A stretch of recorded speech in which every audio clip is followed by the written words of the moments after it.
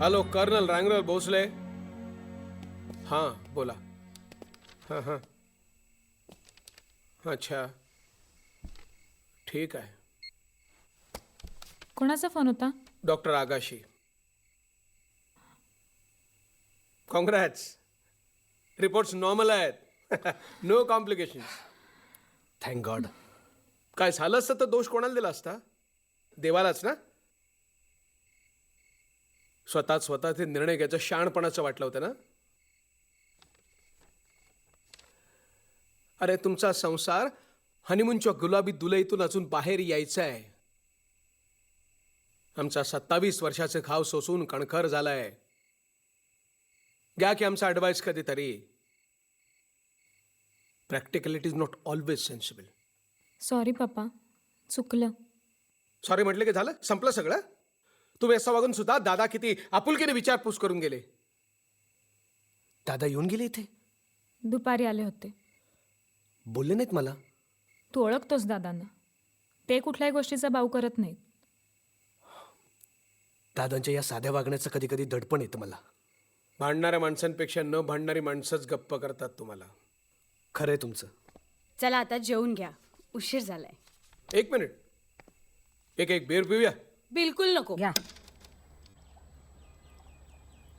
कडुलिंबाचा रस काय गरज आहे? वाद नको. पण शुगर नॉर्मल आहे माझी. ठेवलाय तिथे, प्यायचा तर प्या, नाही तर मोरीत होता. हो, चष्मा घेतलात माझा, का नाही देऊ माझे? फोन वाजतोय, घ्या. हो. आणि आवरून घ्या, मी आवरून घेते, निघायचंय आपल्याला. हॅलो. हॅलो, विशाल आहे का? हां, विशाल झोपलाय. अजून झोपलाय? हां, नाही काल उशीर झाला ना, पूजाला भेटायला गेला होता. उठल्यावर मला फोन करायला सांगा त्याला. बर सांगतो.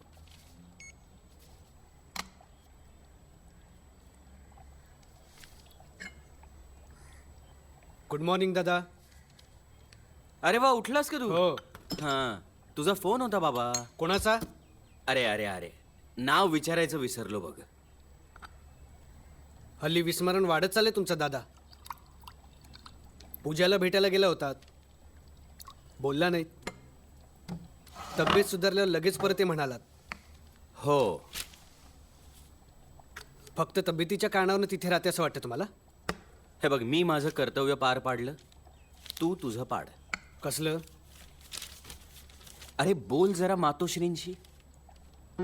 मी बोलणं बंद केलंय का? तिने केलंय. आईला समोर असलं की आरपार बघते माझ्या, बातम्या वाचणाऱ्यांसारखा चेहरा करून. तूही तसाच चेहरा करतोस. नॅचरली. एकतर्फी समजून घेण्याचं तुमचं व्रत आपल्याला नाही जमत बुवा.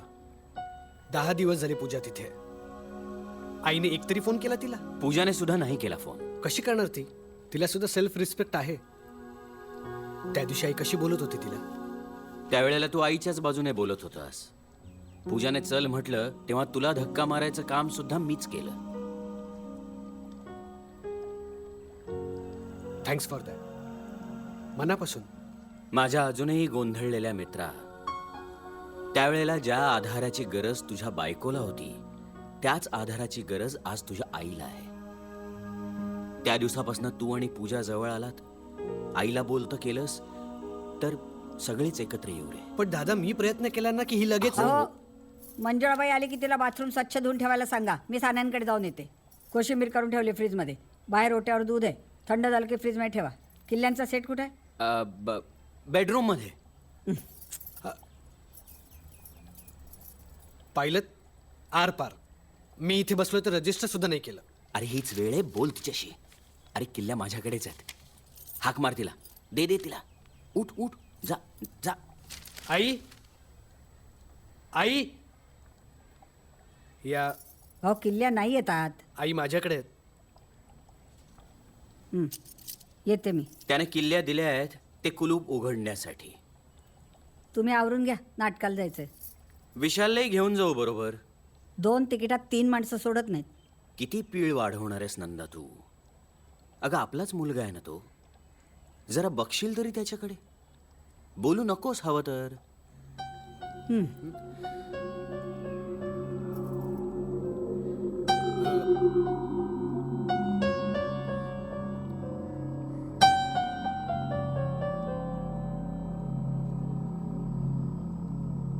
भूक लागली तर जेवून घ्या तुम्ही.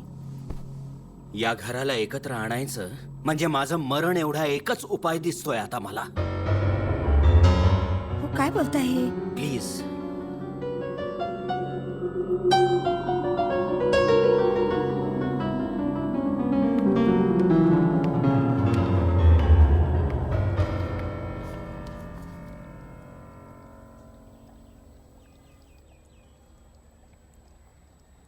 हे काय सायलेंट मूवी चालली आहे का घरात? अरे पूजा, तू कशी काय इथे? सरप्राईज एकदम. म्हणजे मी परत कधीच येणार नाही असं वाटलं होतं का तुम्हाला? तसं नाही. काय दादा? तसं अजिबात नाही. नंदा, तुझं आता सानंदकडे जाणं कॅन्सल. 4 जण मस्तपैकी जेवूया आणि नाटकाला जाऊया. काय? नाटकाला जाणार होतात तुम्ही? जरा करमणूक ग. तब्येत कशी आहे तुझी? बरी आहे. 2-3 दिवसात ऑफिसला पण जाईन.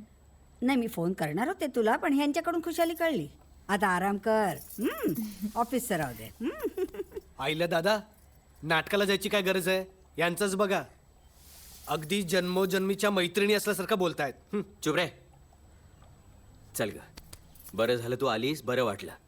आता छान फ्रेश हो. 4 दिवस कुठेही जाऊ नकोस. आणि फक्त 6 महिने इथे न भांडता राहा.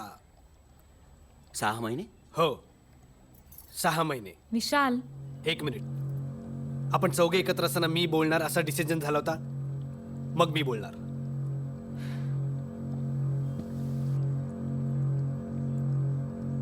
दादा, मी ब्लॉक बुक केला औंधमध्ये. 6 महिन्यात पोझिशन मिळणार आहे. हा निर्णय आमच्या दोघांचाही आहे. पूजाच्या मम्मी पप्पांना ठाऊक नाही. पैसे आमचे आम्हीच उभे केले.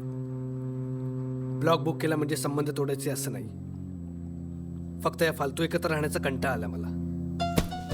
खोटं खोटं हसणं, खोटं खोटं वागणं, अजून काही. हा, फक्त हे सांगण्यासाठी पूजा इथे आली असं नाही. बहुतेक सगळे मुद्दे झालेत माझे. आता बसतो पुन्हा फॅमिली पोजमध्ये. विशाल असं तोडून बोलल्यासारखं का सांगितलंस? तोडताना तोडून बोलणं हा प्रामाणिकपणा त्याच्यात आहे. चांगली गोष्ट आहे. आपलं हे जगप्रसिद्ध तिरकस बोलणं थांबवलं का आता? आणि सरळ बोलू? ठीक आहे, सरळ बोलते. तू लग्न ठरवलंस हे आम्हाला लेट कळलं. लग्न कसं करायचं हेही आम्हाला न सांगता ठरवलंस. अबॉर्शनचंही तेच. आमच्या मुलाच्या आयुष्यात काय घडतंय ते आम्हाला वाऱ्याबरोबर कळतं. तुझा तो बिल्डर आहे ना, मनोज पारिख, तो माझा विद्यार्थी होता. त्यानं परवा लिफ्ट दिली मला. तुझा ब्लॉक घेण्याचा निर्णय त्याच्याकडून कळला मला. चला, कजा गाईच्या तावडीतून सुनेनी मुलाला सोडवलं. किती सहजपणे बोलला ताई. हो ग बाई, कारण आपल्या नखांनी दुसऱ्यावर उठणाऱ्या ओरखड्याचं दुःख आपण सहजपणेच घेतो. ठीक आहे, राहा वेगळे, पण पुन्हा ऍक्सिडेंट नको. 1 मिनिट. तुला असं म्हणायचं माझा ऍक्सिडेंट हिच्यामुळे झाला? नाही. नाही, ऍक्सिडेंट माझ्या चुकीमुळे झाला. तुझं डोकं कोणामुळे फिरलं होतं? ओ नो, निदान एवढा तरी आरोप तिच्यावर करू नकोस. 1 मिनिट. हो, मी भांडलो होतो तिच्याशी. नंतर लक्षात आलं चूक माझी होती. तिला गाठायचं म्हणून मी बाईक जोरात चालवत होतो आणि आज सुचलं वाटतं तुला हे स्पष्टीकरण? सुचायचं काय? जे होतं ते सांगितलं. तेव्हा सांगितलं नव्हतंस. तू तिला बडबडलीस म्हणून मी बोललो. असं तिची बाजू घ्यायला? हो, माझ्याशिवाय कोण घेणार आहे तिची बाजू? नवरा मी तिचा. नंदा, एक शब्दही बोलू नकोस. This topic is closed for us for ever.